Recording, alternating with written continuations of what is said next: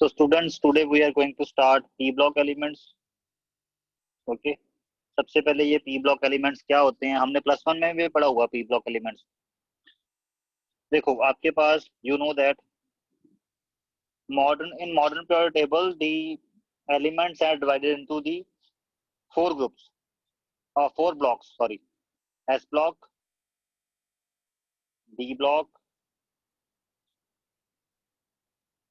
P block and F block. इन चार blocks में बांटा गया है अब सभी एलिमेंट्स को. ओके. तो आज जो इस चैप्टर में जो हम बात करेंगे हम वो पी ब्लॉक एलिमेंट्स की बात करेंगे इस ब्लॉक में जो आ रहे हैं. ओके. इनफैक्ट जो पी ब्लॉक में हमने +1 में भी जो पी ब्लॉक पढ़ा है उसमें ग्रुप नंबर 13 और ग्रुप नंबर 14 जो है वो हम ऑलरेडी +1 में कर चुके हैं. ओके. इस +2 में जो आपका पी ब्लॉक है उसमें आपके पास कौन कौन से ग्रुप आएंगे? Group number 15, 16, 17 and 18. हमने इनकी प्रॉपर्टीज को डिटेल वाइज डिस्कस करना है. ओके. और हर ग्रुप में हमने इस चैप्टर में करना ही क्या है बता रहा हूं मैं अभी. जैसे ग्रुप नंबर 15 नाइट्रोजन फैमिली बोलते हैं इसको. ओके. हमने नाइट्रोजन फैमिली में इनकी जनरल प्रॉपर्टीज डिस्कस करनी है सभी की जो ग्रुप नंबर 15 वाले हैं. इनमें जनरल ट्रेंड क्या होता है कि down the group atomic property की वैल्यू में इंक्रीज आएगा, डिक्रीज आएगा, क्यों आएगा वो पढ़ेंगे. और साथ में आपने हर ग्रुप के फर्स्ट 2 एलिमेंट्स जो हैं इनके कंपाउंड्स की भी कंप्लीट प्रॉपर्टीज पढ़नी है, सिर्फ पहले 2 की. जैसे ग्रुप नंबर 15 में नाइट्रोजन और फॉस्फोरस की. सिमिलरली ग्रुप नंबर 16 में ऑक्सीजन एंड सल्फर की. ग्रुप नंबर 17 में फ्लोरीन एंड क्लोरीन की. ओके. और ग्रुप नंबर 18 में ये होती नोबल गैसेज हैं, इनके कंपाउंड बहुत कम बनते हैं बट एक नोबल गैस ऐसी है जिसके कंपाउंड बन जाते हैं, वो क्या है? जीनन. क्यों बन जाते हैं? क्योंकि जीनन का साइज बहुत बड़ा है. तो इसके कंपाउंड्स को भी हम पढ़ेंगे. अब आप बोलोगे कि सर अगर जीनन का साइज बड़ा है और ये कंपाउंड बना देती है तो रेडॉन भी बना देती होगी, तो रेडॉन के कंपाउंड्स क्यों नहीं पढ़ने हमने?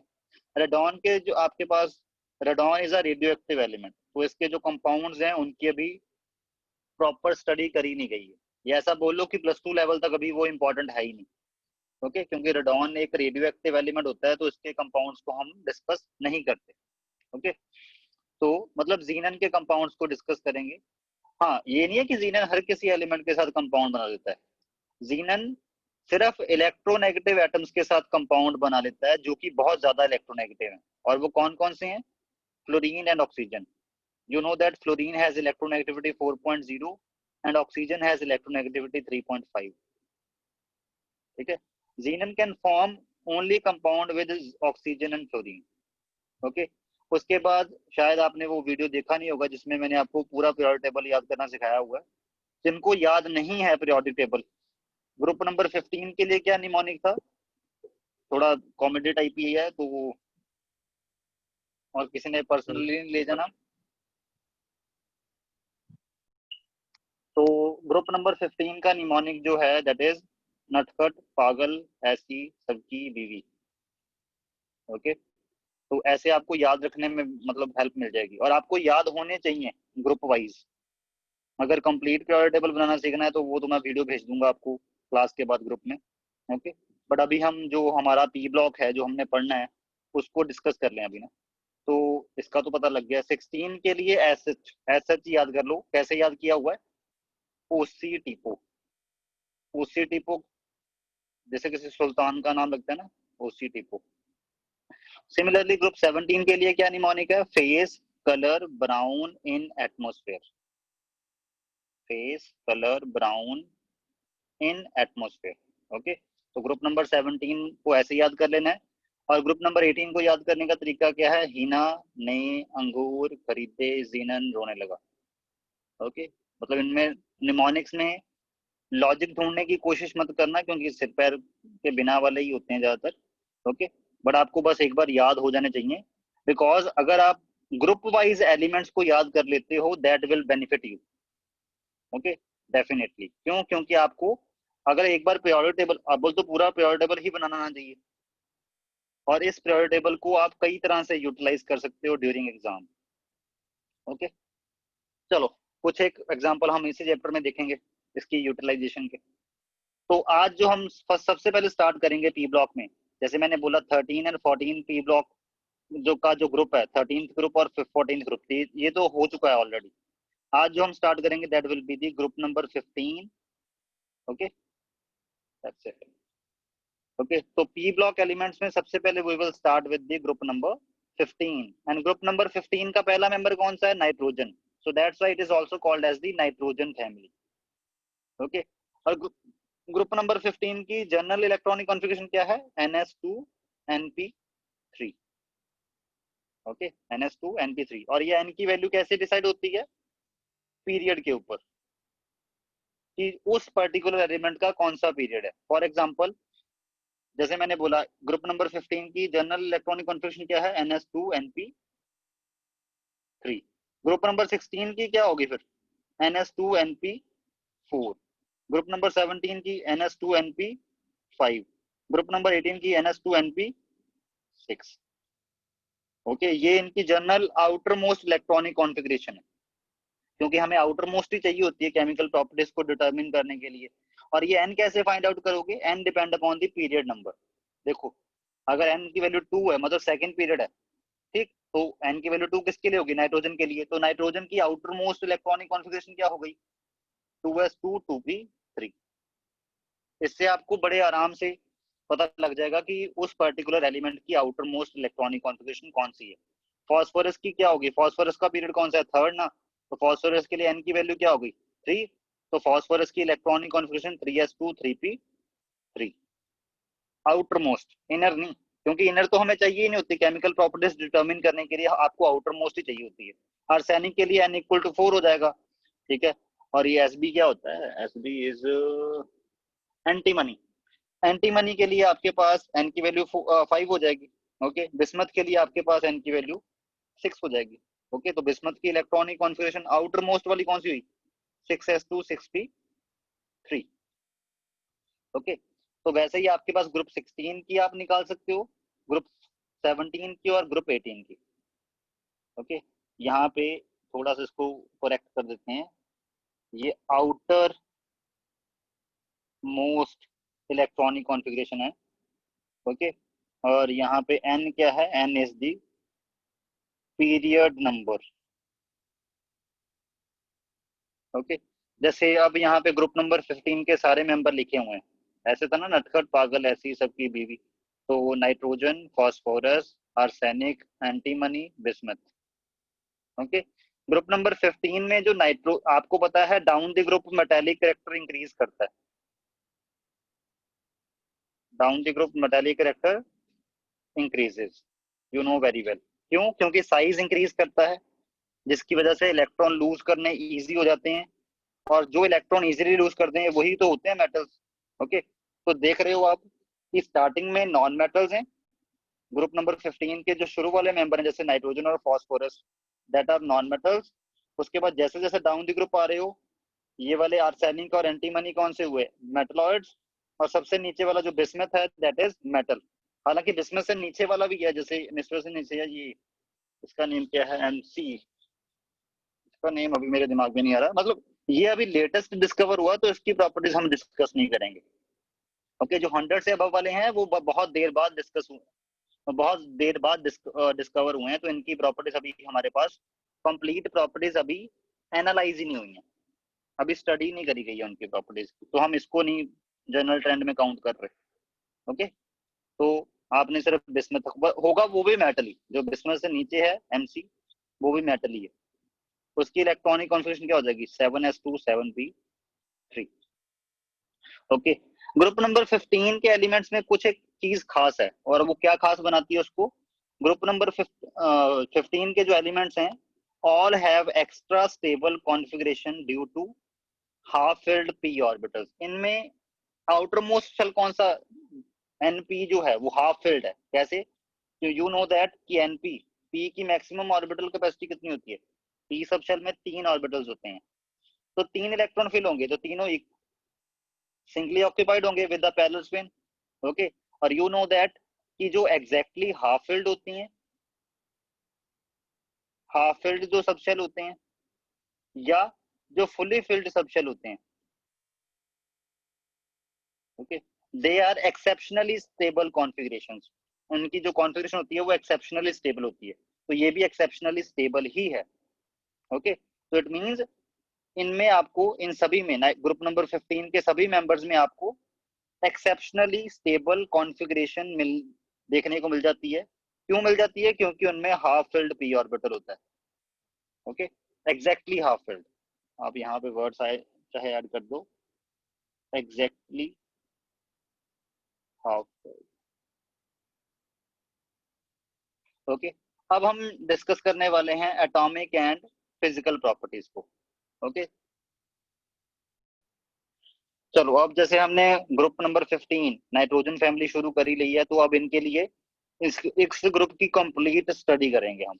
सबसे पहले एटॉमिक एंड फिजिकल प्रॉपर्टीज को स्टडी करेंगे फॉर ग्रुप नंबर 15। ओके, और एटॉमिक प्रॉपर्टीज में सबसे पहले एटॉमिक एंड आयनिक रेडियाई। ठीक है, एटॉमिक रेडियाई ये सब आप समझते हो, एटम्स आर स्फेरिकल, तो उनका रेडियस। ओके, इसके बारे में पहले थोड़ा जनरली डिस्कस कर लेते हैं, बाद में पढ़ते हैं। Nitrogen, phosphorus, arsenic, antimony, bismuth. Okay, आपको पता है जैसे जैसे आप डाउन दी ग्रुप आ रहे हो तो होता क्या है, नाइट्रोजन के केस में कितने, अगर हम बोहर मॉडल के अकॉर्डिंग बात करें, हालांकि बोहर मॉडल अब बहुत सिंपल हो गया, अब तो बहुत एडवांस वाला मॉडल भी पढ़ चुके हैं हम +1 में, पर फिर भी अगर बोहर मॉडल के अकॉर्डिंग सिंप्लिसिटी में ही बात करें तो नाइट्रोजन के केस में कितने शेल फिल्ड होते हैं? 2। तो नाइट्रोजन का रेडियस आपके पास अकॉर्डिंग टू 2 शेल आएगा। फॉस्फोरस के केस में 3, आर्सेनिक के केस में एक और फिल्ड हो जाता है। ठीक है, उसके बाद एंटीमनी के केस में एक और फिल हो जाता है। क्लियर? तो जैसे जैसे नंबर ऑफ शेल्स बढ़ते जाएंगे वैसे वैसे आपका एटम का साइज इंक्रीज होता जाता है।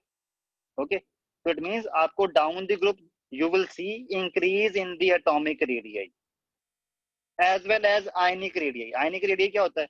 जैसे अगर हम बात करें कि अगर ये सभी एलिमेंट +3 वाला आयन बनाए, जैसे नाइट्रोजन अपना +3 बना ले, फॉस्फोरस अपना +3 बना ले, ओके, आर्सेनिक अपना +3 बना दे, तो सभी अगर अपना +3 बनाए तब उनके साइज में क्या ट्रेंड होगा, उसको बोलते हैं ट्रेंड ऑफ आयनिक रेडियाई। और वैसे उनके एटम का रेडियस क्या होता है, उसको बोलते हैं एटॉमिक रेडियई ट्रेंड। ओके, और आपको पता लग गया कि डाउन द ग्रुप जाने पे you will observe a increase in the atomic radii. क्यों? Because there is increase in the number of shells. Okay, हालांकि न्यूक्लियर चार्ज भी बढ़ता है, डाउन द ग्रुप जाने पे न्यूक्लियर चार्ज भी बढ़ता है। क्यों? पहले सबसे पहले देखते हैं न्यूक्लियर चार्ज बढ़ने से होगा क्या। अगर न्यूक्लियस में चार्ज बढ़ेगा तो होगा क्या, जो इलेक्ट्रॉन है उनके ऊपर पुल ज्यादा लगेगी, जो एटम में इलेक्ट्रॉन है उनके ऊपर पुल ज्यादा लगेगी। अगर पुल ज्यादा लगेगी तो साइज छोटा भी हो सकता है। Okay, but down the group जब हम आते हैं तो नंबर ऑफ प्रोटॉन्स भी बढ़ रहे हैं। जैसे नाइट्रोजन में प्रोटॉन कितने हैं? 7। फॉस्फोरस में प्रोटॉन कितने हैं? 15। नो डाउट फॉस्फोरस में प्रोटॉन भी नाइट्रोजन से ज्यादा ही है, बट फिर भी ये जो शेल वाला फैक्टर है, increase in number of shell, जो ये वाला जो फैक्टर है, शेल वाला फैक्टर जो है वो डोमिनेट कर जाता है इंक्रीज इन न्यूक्लियर चार्ज को, increase in nuclear charge. Okay, ये जो शेल वाला फैक्टर डोमिनेट कर गया इंक्रीज इन न्यूक्लियर चार्ज को, इसकी वजह से आपका, आप कह सकते हो कि डाउन द ग्रुप ओवरऑल आपको क्या देखने को मिलता है, you will observe an increase in the atomic as well as ionic radii. Okay, down the group the atomic and ionic radii increases due to increase in the number of inner shells. Okay, inner shell का मतलब क्या है, जैसे जैसे नए shell add होते जाएंगे बाहर को, तो बाहर वाले शेल के लिए नंबर ऑफ इनर शेल ज्यादा होंगे। और इनर शेल में जो इलेक्ट्रॉन होते हैं वो इलेक्ट्रॉन क्या करते हैं, वो न्यूक्लियस को, वो जो आउटर मोस्ट शेल में इलेक्ट्रॉन होते हैं उसको शील्ड कर लेते हैं न्यूक्लियस से। शील्ड का मतलब क्या है, सारा का सारा पुल वो अपने ऊपर ले जाएंगे, न्यूक्लियस का जो लग रहा है ना, वो सारा का सारा पुल अपने ऊपर ले जाएंगे, तो आउटर मोस्ट शेल के ऊपर इतना ज्यादा पुल नहीं लगेगा जितना लगना चाहिए था। इसको बोलते हैं शील्डिंग इफेक्ट। ओके, तो इनर इलेक्ट्रॉन का जो शील्डिंग इफेक्ट है उसकी वजह से, और साथ में नंबर ऑफ शेल इंक्रीज हो रहे हैं उसकी वजह से, there is increase in the atomic as well as ionic radii. Okay, the increase in size from nitrogen to phosphorus is considerable, मतलब बहुत ज्यादा इंक्रीज होता है। जैसे ही आप नाइट्रोजन से फॉस्फोरस पे आते हो, you will observe a considerable increase in the size. Okay, while in के from arsenic to bismuth, arsenic से बिस्मथ जाते टाइम क्या होता है, only a small increase is observe, होता इंक्रीज ही है, बट जैसे नाइट्रोजन का 100 था, फॉस्फोरस का 150 हो गया, एकदम से 1.5 गुना हो गया, जैसे ही आप नाइट्रोजन से फॉस्फोरस आए। बट फॉस्फोरस से आर्सेनिक आते टाइम मान लो 120 हो गया, अब भी ठीक है, रिस्पेक्टेबल। एंटीमनी आने में क्या हो रहा है, 115 हो रहा है, एंटीमनी से सॉरी ये बढ़ना चाहिए, बढ़ाना था मैंने, वेट वेट वेट, 180 हो गया, इसका बन गया 190, इसका हो गया 195, मतलब इंक्रीज जो है वो इतना सिग्निफिकेंट नहीं रहा आफ्टर आर्सेनिक। बट ऐसा क्यों? ओके, जैसे इन्होंने बोला कि नाइट्रोजन से फॉस्फोरस जाने पे there will be considerable increase, but arsenic to bismuth जो है वो only small increase is observed due to presence of completely filled d and f orbitals which are poor shielding effect.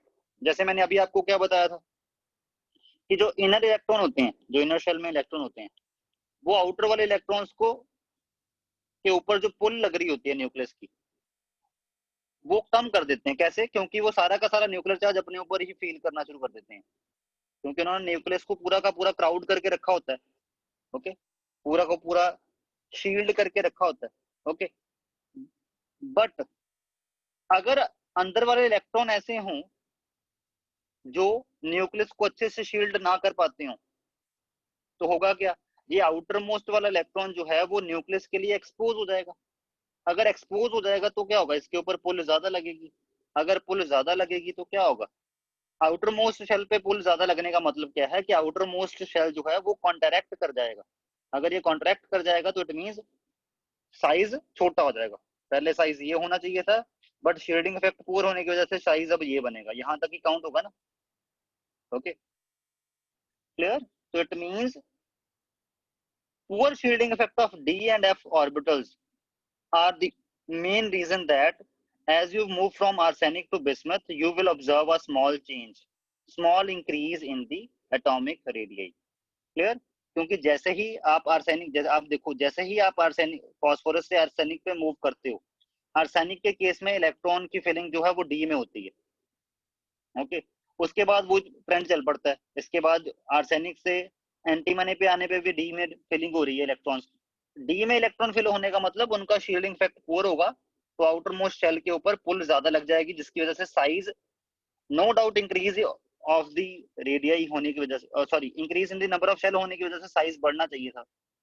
Okay, और वो बड़ा भी है, बट उतना significantly नहीं बढ़ा जितना आपको शुरू में वो देखने को मिल रहा था। ओके, उसके बाद जब एंटीमनी से बिस्मथ पे जाओगे, तब तो क्या होगा, तब एक तो डी में भी फिल होंगे और साथ में एफ में भी, ये वाले भी, जैसे आपको दिख रहा होगा 57 के बाद ये वाला फिल होता है, एफ में भी इलेक्ट्रॉन फिल होते हैं, और एफ का शील्डिंग इफेक्ट तो डी से भी बुरा होता है। ओके, और शील्डिंग इफेक्ट बढ़ने से क्या होगा, जो चेंज है, जो इंक्रीज है, वो उतना इंक्रीज नहीं होगा जितना होना चाहिए। ओके, होगा इंक्रीज ही, बट वो जो एक्सटेंट है इंक्रीज का वो कम हो जाएगा। Okay, and same will be the in case of ionic radii. उसके बाद नेक्स्ट आता है आयोनाइजेशन एंथैल्पी।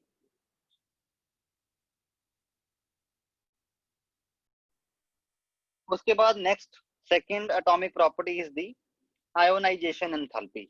आयोनाइजेशन एंथैल्पी क्या होती है, सबसे पहले यही क्लियर कर लें। जैसे कोई एटम है, उसमें से इलेक्ट्रॉन निकाल के उसको कैटायन बनाने में कितनी एनर्जी लगेगी, that is called as the, क्योंकि ऑब्वियस है एटम से इलेक्ट्रॉन निकालना है, और जैसे ये इलेक्ट्रॉन निकालना है एटम से, तो उसको न्यूक्लियस पुल करके रख रहा है, तो उसको निकालने के लिए you have to provide energy. जितनी एनर्जी प्रोवाइड करोगे इस इलेक्ट्रॉन को निकालने के लिए, that is called as the ionization enthalpy. Okay, जैसे अगर आपने कोई फ्रेश एटम लिया है, उससे एक इलेक्ट्रॉन निकाल के उसको कटायन +1 वाला कटायन बनाना है, उसको बोलते हैं फर्स्ट आयोनाइजेशन एंथैल्पी, जितनी एनर्जी लगेगी। अगर उसको कटायन से एक और इलेक्ट्रॉन निकाल के +2 वाला कटायन बनाना है, तो जो एनर्जी लगेगी that will be called as the second ionization enthalpy, and so on. अगर उसको +2 से एक और इलेक्ट्रॉन निकाल के +3 बनाना है, तो जो जितनी एनर्जी लगेगी that is called as the third ionization enthalpy, and so on. Okay, तो सबसे पहले हम फर्स्ट आयोनाइजेशन एंथैल्पी की बात करते हैं कि जब हम टॉप टू बॉटम जाएंगे इन द ग्रुप 15, तो फर्स्ट आयोनाइजेशन एंथैल्पी की वैल्यू में क्या इफेक्ट आएगा। आपको पता है जैसे जैसे साइज बढ़ता जाता है एटम का, साइज बढ़ेगा तो आउटर मोस्ट वाले शेल के ऊपर जो न्यूक्लियर पुल होती है वो कम होती जाती है, क्योंकि उसका डिस्टेंस न्यूक्लियस से बढ़ता जाता है। तो इस इलेक्ट्रॉन के ऊपर अगर पुल कम है तो उसको बाहर निकालना बहुत ईजी है, थोड़ी सी एनर्जी दोगे बाहर निकल जाएगा। ओके, तो as we move from top to bottom in a group, what will happen? You will increase, there will be increase in the atomic size and there will be decrease in the ionization enthalpy. Down the group, ionization enthalpy decreases due to gradual increase in the atomic size. Okay. और अगर बात करें successive ionisation enthalpies की, वो तो आपको पता ही, successive अभी मैंने बता दिया कि सिंपल एटम से उसको कटायन बनाने के लिए एनर्जी जो लगे उसको बोलते हैं फर्स्ट आयोनाइजेशन एंथैल्पी। अगर उसको कटायन से +2 वाला कटायन बनाने, एक और इलेक्ट्रॉन निकालना है आपने, उसके लिए जो एनर्जी लगे that is called as the second ionization enthalpy. वो तो हमें पता ही है कि थर्ड आयोनाइजेशन एंथैल्पी ऑब्वियस है, +1 से इलेक्ट्रॉन निकालना ज्यादा मुश्किल है as comparison to neutral atom, और +2 से एटम निकाल इलेक्ट्रॉन निकालना और ज्यादा मुश्किल है एज कंपैरिजन टू +1। तो वो तो हमें पता ही है कि थर्ड आयोनाइजेशन एंथैल्पी की वैल्यू ज्यादा ही होती है सेकंड से, और सेकंड की ज्यादा ही होती है फर्स्ट से। Okay, clear. और इनके केस में तो थर्ड इलेक्ट्रॉन, जो इलेक्ट्रॉन निकालना वो ज्यादा डिफिकल्ट वैसे ही होता है। क्यों? क्योंकि P3 इनमें आउटर मोस्ट शेल में इलेक्ट्रॉनिक कॉन्फ़िगरेशन कौन सी है? P3। P3 मतलब P is exactly half field. तो इनमें से ये वाला लास्ट इलेक्ट्रॉन निकालना तो बहुत ही मुश्किल, ये लास्ट बोल रहा हूँ सॉरी, ये वाला जो इलेक्ट्रॉन है P का, क्योंकि ऑब्वियस है अगर नाइट्रोजन की इलेक्ट्रॉनिक कॉन्फ़िगरेशन है 1s2 2s2 2p3, तो सबसे पहले अगर इलेक्ट्रॉन निकालोगे तो वो P से ही निकालोगे। ओके, तो P से जो फर्स्ट इलेक्ट्रॉन निकालने के लिए भी एनर्जी लगती है वो बहुत ज्यादा हाई लगती है। क्यों लगती है? क्योंकि P is exactly half field. Okay, nitrogen के केस में। और वैसे ही फास्फोरस के केस में होता है, जितने भी ग्रुप मेंबर हैं सभी में ऐसा ही होता है। Okay, because of the extra stability of half filled p orbitals, p orbital electronic configuration and the small size, the ionization enthalpy of group 15 is much higher than the corresponding group 14 elements in a period। ठीक है, अब थोड़ा सा मैंने period wise भी comparison कर दिया है कि नाइट्रोजन और कार्बन का अगर कंपैरिजन करें आयोनाइजेशन एंथैल्पी का, ओके, हालांकि ग्रुप 14 हम पढ़ के आए हैं +1 में, पर फिर भी मान लो इन दोनों की फर्स्ट आयोनाइजेशन एंथैल्पी का कंपैरिजन करना है, तो नाइट्रोजन की first ionization enthalpy will be greater than the carbon. Why so?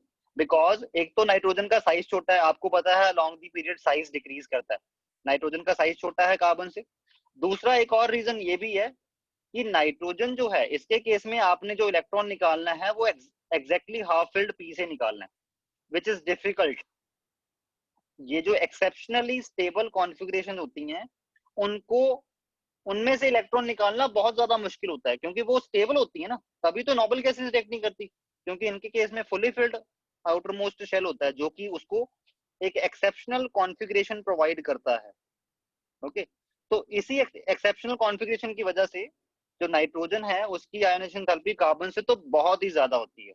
In fact nitrogen की आयोनाइजेशन एंथैल्पी तो ऑक्सीजन से भी ज्यादा होती है, हालांकि साइज के अकॉर्डिंग ऑक्सीजन की ज्यादा होनी चाहिए थी नाइट्रोजन से, क्योंकि ऑक्सीजन का साइज नाइट्रोजन से छोटा है, बट नाइट्रोजन की इलेक्ट्रॉनिक कॉन्फ़िगरेशन की वजह से due to exactly half filled P, nitrogen has higher ionization enthalpy as comparison to the oxygen also. हालांकि ये ट्रेंड से एक्सेप्शन में जाता है, ये जनरल ट्रेंड में नहीं आता। जनरल ट्रेंड में तो हम कहते हैं along the period ionisation enthalpy increases because atomic size decreases. Okay, but nitrogen और ऑक्सीजन में अगर ट्रेंड के अकॉर्डिंग देखें तो ऑक्सीजन की आयोनाइजेशन एंथैल्पी हाई होनी चाहिए, नाइट्रोजन की कम होनी चाहिए, बट होता उल्टा है, नाइट्रोजन की हाई होती है एज कंपैरिजन टू ऑक्सीजन। उसका रीजन क्या है? Because nitrogen is having exceptionally half filled p orbital. Okay, clear. तो ये जो exactly half filled p orbital है ये एक एक्स्ट्रा स्टेबिलिटी प्रोवाइड करता है। Now the next property, electronegativity. Electronegativity क्या होती है ये तो आप पहले समझते हो कि नहीं? नहीं समझते हो तो चलो, इलेक्ट्रोनेगेटिविटी का मतलब होता है, सबसे पहले कोवलेंट बॉन्ड डिस्कस करते हैं कि how covalent bond is formed. A और बी के बीच में कोवलेंट बॉन्ड कैसे बनता है? ए ने एक इलेक्ट्रॉन डाला, बी ने एक इलेक्ट्रॉन डाला, दोनों ने शेयर करवाए, शेयरिंग जो हुई उसकी वजह से जो बॉन्ड बनता है that is called as the covalent bond. A और बी में इलेक्ट्रॉन शेयर हो गए। ओके, इसको क्या बोला गया है, this is called as the covalent bond. Okay, but A और बी में से मैं कहता हूं बी इलेक्ट्रॉन्स अपनी तरफ ज्यादा रख रहा है, बिल्कुल सेंटर में नहीं है जो शेयर्ड इलेक्ट्रॉन है, लॉजिकली सेंटर में चाहिए ना, दोनों का इक्वल हिस्सा है, बट बी की तरफ वो ज्यादा अलाइन हो रखे हैं, ए की तरफ कम अलाइन हो रखे हैं। ऐसा क्यों? क्योंकि B is more electronegative than A. Electronegativity means tendency to attract shared pair of electron toward itself, अपनी तरफ शेयर्ड पेयर ऑफ इलेक्ट्रॉन को अट्रैक्ट करने की टेंडेंसी को बोलते हैं electronegativity. And fluorine is the most electronegative atom out of whole 118 elements. The electronegativity value decreases down the group while increasing atomic size. Sorry, with increasing atomic size. मतलब जैसे जैसे आप ग्रुप 15 में टॉप टू बॉटम जाओगे तो atomic size बढ़ रहा है, एटॉमिक साइज बढ़ने का इलेक्ट्रोनेगेटिविटी पे रिवर्स इंपैक्ट पड़ता है। मतलब अगर एटॉमिक साइज बढ़ेगा तो आपकी जो इलेक्ट्रोनेगेटिविटी है वो कम हो जाएगी। तभी तो नाइट्रोजन की इलेक्ट्रोनेगेटिविटी 3.0 के अराउंड होती है, हालांकि इलेक्ट्रोनेगेटिविटी की वैल्यू फिक्स नहीं होती, it depend upon the various factors, but एक अप्रोक्सीमेट वैल्यू मैं आपको प्रोवाइड कर रहा हूँ कि नाइट्रोजन की जो अप्रोक्सीमेट वैल्यू है वो 3.0 के अराउंड होती है, फॉस्फोरस की 2.5 के अराउंड होती है, आर्सेनिक की 2.1 के अराउंड होती है, and so on down the group electronegativity decreases. Why it decreases? Because there is increase in the atomic size. Okay. Next आपके पास है अकरेंस। अकरेंस मतलब वो नेचर में कैसे एग्जिस्ट करते हैं।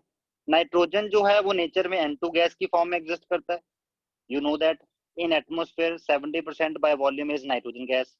ओके, उसके बाद sodium nitrate and potassium nitrate. Okay, और in form of proteins in plants and animals, plants और एनिमल्स में प्रोटीन में जो है वो नाइट्रोजन बेसिक एलिमेंट होता है। ओके, हमारे में भी जो प्रोटीन्स हैं उनमें nitrogen is the basic constituent particle. Okay, next आपके पास है फॉस्फोरस। नाइट्रोजन फैमिली की बात कर रहे हैं तो अब फॉस्फोरस की बात करें अगर, in the minerals of apatite family, apatite family में जो मिनरल्स होते हैं, ओके, उनका सबसे कुछ कुछ ऐसा होता है। ओके, तो एपेटाइट फैमिली के जो मिनरल्स होते हैं उनमें ज्यादातर फॉस्फोरस पाया जाता है, जैसे फ्लोर एपेटाइट, ये स्ट्रक्चर है, इसमें आपको दिख रहा होगा फॉस्फोरस, फॉस्फेट की फॉर्म में बेसिकली ये एग्जिस्ट करता है, एपेटाइट्स में ये फॉस्फेट की फॉर्म में एग्जिस्ट करता है। उसके बाद essential constituent of animals and plants, matter, animal और प्लांट्स के कई सारे मैटर्स, मैटर मतलब होता है मटेरियल, ये एग्जिस्ट करता है in the form of phosphate. Basically ये ज्यादातर फॉस्फेट की फॉर्म में ही मिलता है आपको। Okay, present in the bones as well as living cells, ये बोन्स और लिविंग सेल्स में मिलता है आपको। ओके, उसके बाद arsenic, antimony, bismuth are mainly exist as sulphides, इनकी एग्जिस्टेंस पे इतना हमने डिस्कशन नहीं करना। ओके, जैसे मैंने आपको बोला कि आपको हर फैमिली में फर्स्ट 2 मेंबर को डिस्कस करना है। ओके, तो इनको अभी इतना ब्रॉडली डिस्कस नहीं कर रहे, मतलब अभी इतना बता दिया कि they mainly exist as sulphides. Sulphides का मतलब क्या है, जैसे arsenic sulphide, this is the formula of arsenic sulphide.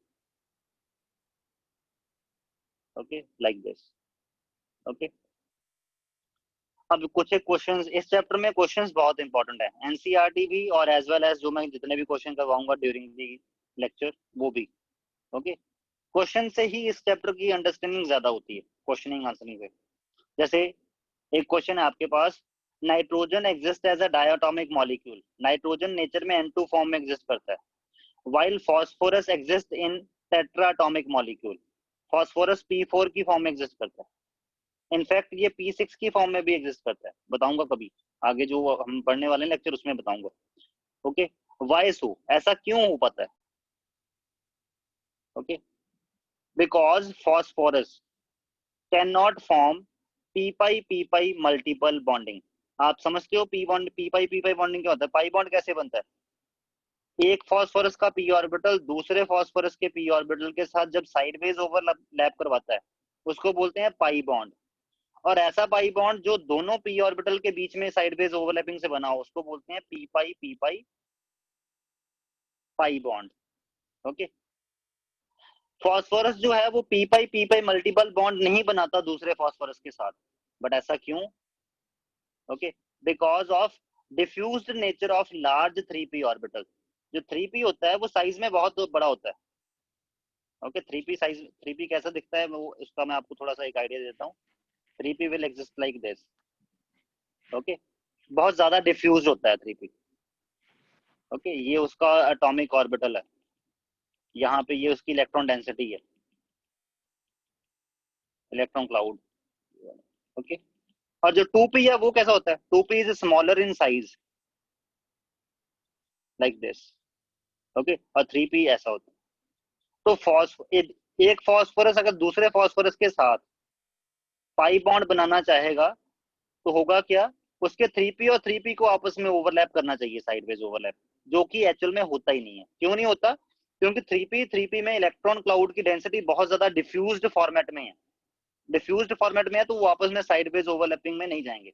और 2p और 2p ये छोटे होते हैं साइज में, they can easily undergo sideways overlapping, क्योंकि इतना ज्यादा इलेक्ट्रॉन क्लाउड डिफ्यूज नहीं है तो वो बॉन्डिंग पे ध्यान देंगे। ओके, तो यही रीजन है फॉस्फोरस में, अगर एक फॉस्फोरस दूसरे फॉस्फोरस के साथ पाई बॉन्ड बना।